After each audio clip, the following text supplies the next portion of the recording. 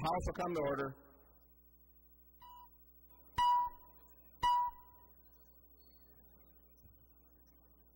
Prayer by the chaplain.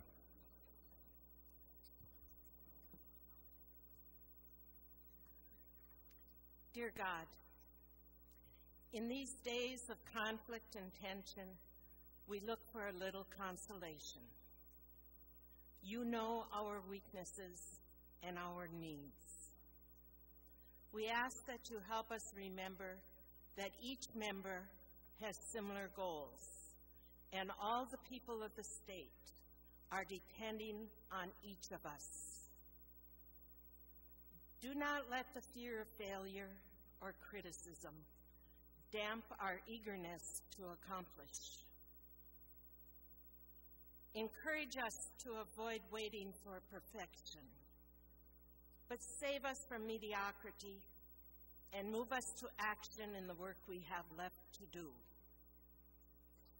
Bless us and keep us from destructive stress and frustration. Give us wisdom to guide us in our decisions. Help us to see and use new opportunities to make all of us practice our service with cooperation and joy. Thank you. The chaplain for today is our own Representative Mary Murphy, District 6B, Hermantown. Pledge of Allegiance. Please remain standing and recite the Pledge of Allegiance to the flag of the United States of America.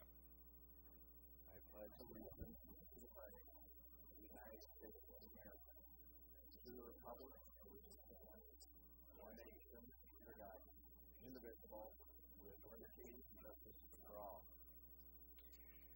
The clerk will take the roll.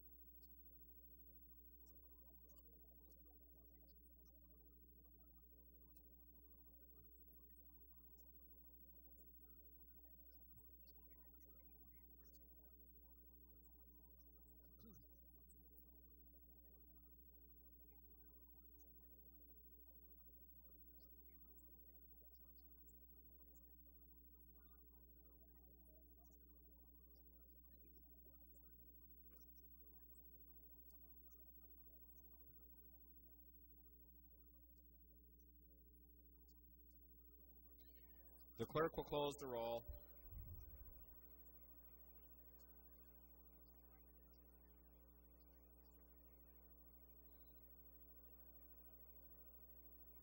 A quorum is present.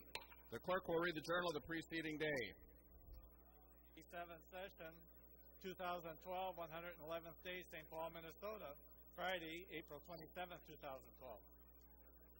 If there is no objection, further reading of the journal will be dispensed with, and the journal will be approved as corrected by the chief clerk. Hearing no objection, the journal is approved as corrected by the chief clerk. For what purpose does the lady from Hennepin rise? Privilege of the House, Mr. Speaker. Please state your privilege of the House. Yes, I would like to introduce three outstanding young citizens of the state who are here today. These are all newly elected. It's Kayla Williams, who is the president of MSA at the University of Minnesota, Jillian Koski as vice president, and Sophie Wallenstadt as speaker of the forum. And so they're here today to watch our thing, and please welcome them.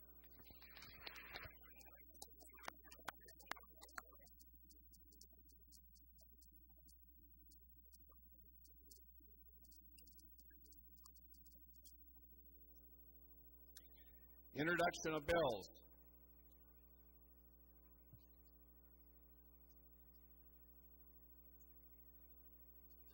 The following House files have been offered for introduction today. The Chief Clerk will report House files and give them their first reading. Introduction and first reading of House Files 30, 34, and 3035. First reading, House Files 3034 and 3035. Messages from the Senate. Message from the Senate. Mr. Speaker, I hereby announce the passage by the Senate of the following Senate file herewith transmitted. Senate File 1983, signed Kel-R. Ludeman, Secretary of the Senate. First reading of Senate files. Introduction and first reading of Senate File 1983, an act relating to appropriations. McElpatrick moves that Senate File 1983 and House File 2127, now in the General Register, be referred to the Chief Clerk for comparison.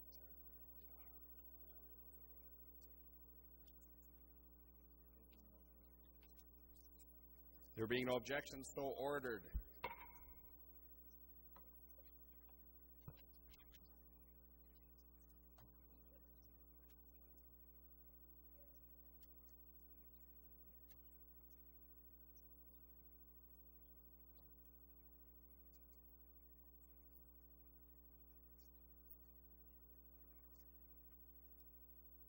For what purpose does the gentleman from right rise?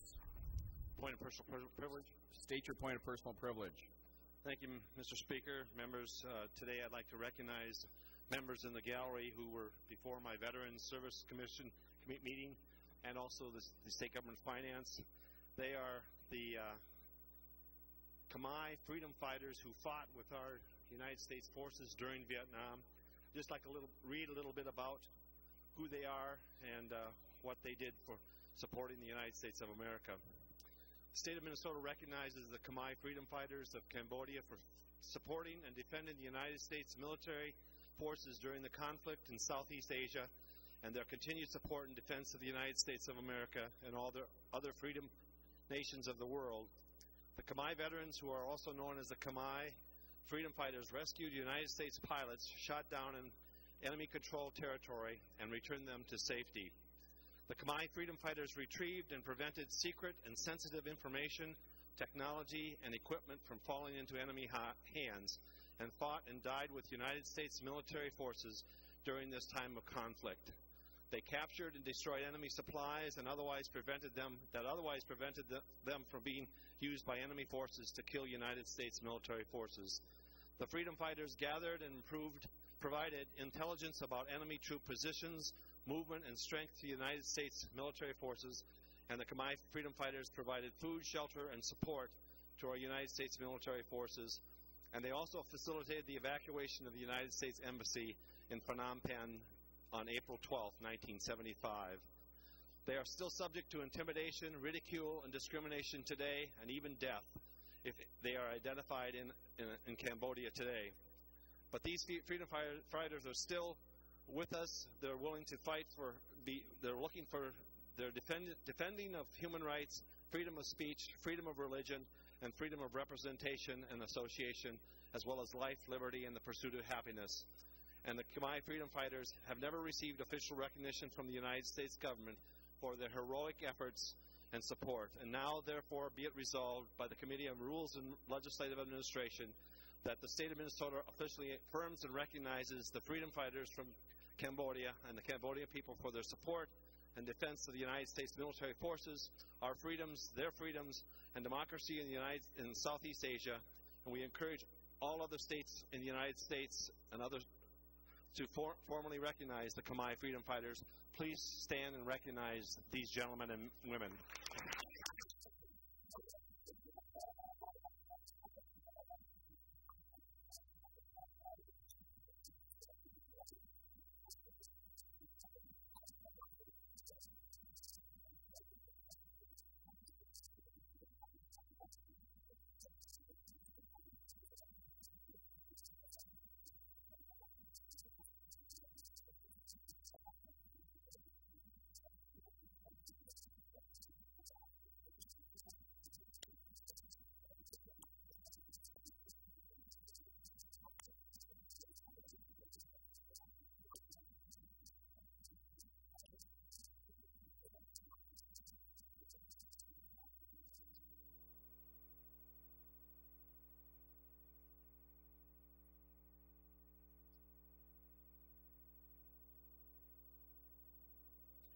gentleman from Washington, Majority Leader Dean.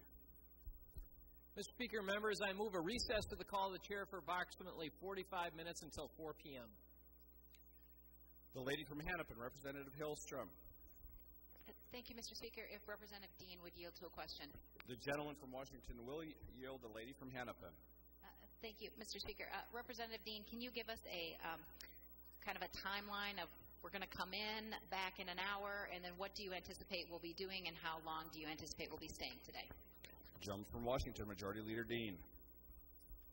Mr. Speaker and Representative Hillstrom will be taking up several conference committee reports, and anything else on the calendar for the day can be taken up at any time, as you know. The lady from Hennepin, Representative Hillstrom. Thank you, Mr. Speaker. If Representative Dean would yield. The gentleman will yield. The lady from Hennepin.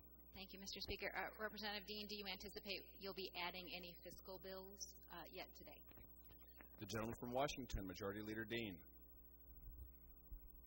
Mr. Speaker, Representative Hillstrom, we'll see the pace of the day, and we'll see what happens. The lady from Hennepin, Representative Hillstrom. Thank you, Mr. Speaker. The DFL will caucus up in our room immediately upon recess.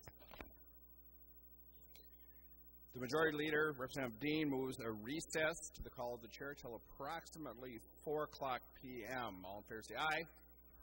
Opposed say no. Motion prevails. The House is in recess until approximately 4 p.m.